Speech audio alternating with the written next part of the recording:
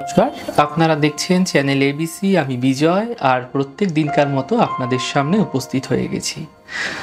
আজ আমি আপনাদের সঙ্গে এখন আলোচনা করব শনিবার এমন কিছু জিনিস রয়েছে যেই জিনিসগুলি ভুল করেও কাউকে যেরকম দেওয়া উচিত নয় সেরকম নিজেরা ক্রয় করে আনলেন অথবা কারো থেকে নিয়ে আসলেন, সেক্ষেত্রেও আপনার ওপর কিন্তু নেমে আসতে পারে বিপদের খাড়া।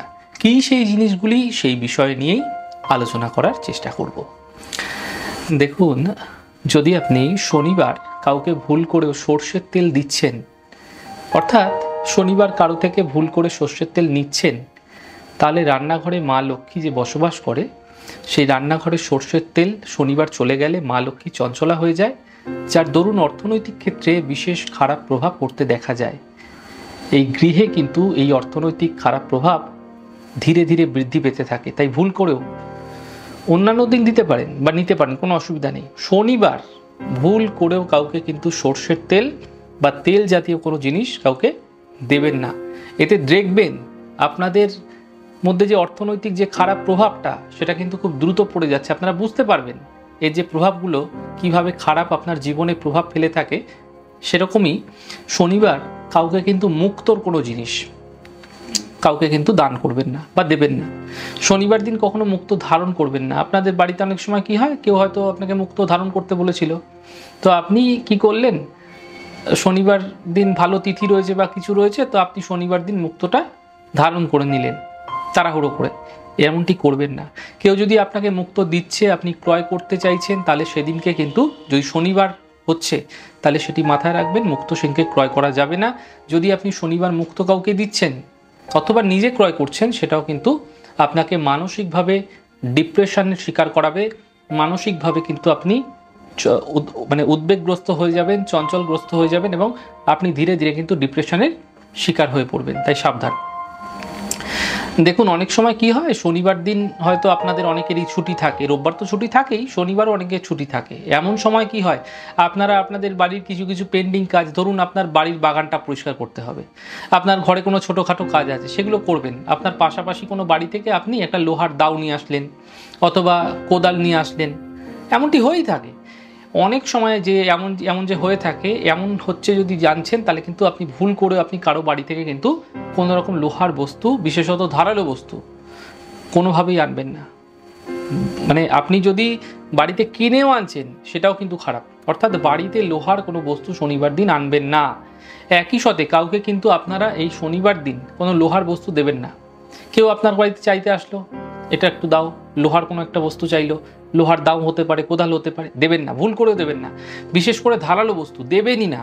যদি এমনটি আপনারা করছেন, এবং এর মাধ্যম দিয়ে কিন্তু আপনারা বিভিন্ন ধরনের শত্রুতামূলক সম্পর্কের মধ্যে আপনারা অবনতি দেখতে পাবেন, সম্পর্কগুলো খারাপ হবে, শত্রুতা তৈরি হবে, দ্রুত আপনার জীবনে কিন্তু এর প্রভাব পড়তে দেখতে পাবেন। যদি শনিবার কাউকে আপনি লোহা দিচ্ছেন অথবা লোহার জিনিস ক্রয় করছেন, তা যদি ধারালো বস্তু হয়, তা অবশ্যই খারাপ প্রভাব আপনার জীবনে ফেলবে। শনিবার দিন ভুল করেও অন্যের বাড়িতে গিয়ে, ধরুন আপনি খাওয়া দাওয়া করছেন, কোনো একজন বাড়িতে আপনাকে নিমন্ত্রণ করেছে, আপনি বাড়িতে গেলেন, খাওয়া দাওয়া করছেন, এমনটি করবেন না। এতে গ্রহের অশুভ প্রভাব আপনার উপর পড়তে পারে। বিশেষ করে শনিবার দিন ননভেজ খাওয়ার চেষ্টা করবেন, কোনো নেশাদ্রব্য পান করবেন না। এতে কিন্তু গ্রহ দ্রুত অশুভ প্রভাব দিতে শুরু করে দেবে।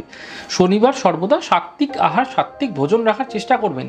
কোনো সাদা এবং সুগন্ধযুক্ত যে ফুল রয়েছে, সেই ফুল নিজের বাড়িতেই হোক বা যদি আপনি ক্রয় করে কাউকে দিচ্ছেন, এমনটি কিন্তু আপনারা দেবেন না।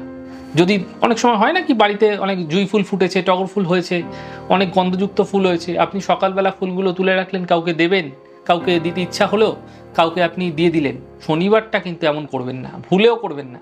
খবরদার, যদি দিচ্ছেন আপনি দেখবেন আপনার মধ্যে যে খুশি, যে হ্যাপিনেস, যে আনন্দ, সেগুলো কিন্তু ধীরে ধীরে হারিয়ে যাচ্ছে।